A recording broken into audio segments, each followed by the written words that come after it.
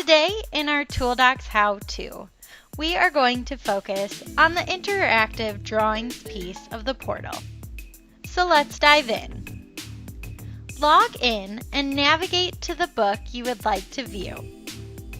Once in the book, open the chapter for drawings.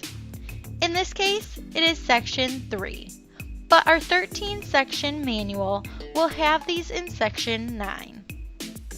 Note that not all of the drawings in this section will be interactive. Static drawings, such as the general arrangement in this book, will not have the same functionalities as interactive pages, such as the assembly drawing.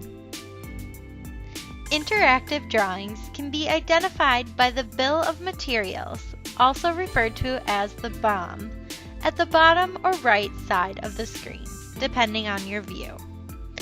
These drawings will also have hot points on the callouts, which appear as black circles with white numbers. These hot points allow users to add parts to a cart for quoting.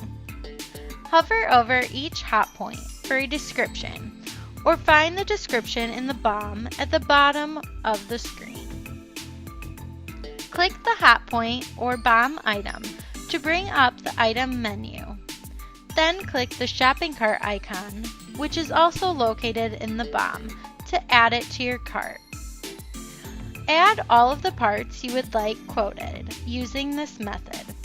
Then go to the cart in the upper right-hand corner to submit your request to Evoqua. When looking at the overall image of the drawing, you may notice that some of the hot points are square. This indicates that the part is linked to other content such as manufacturer's literature or another related drawing.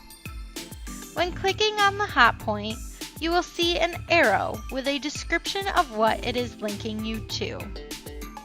In this case, it takes you to the follower drawing. Click the arrow button to go to the linked content. Please note that some of our ToolDOX drawings have multiple pages.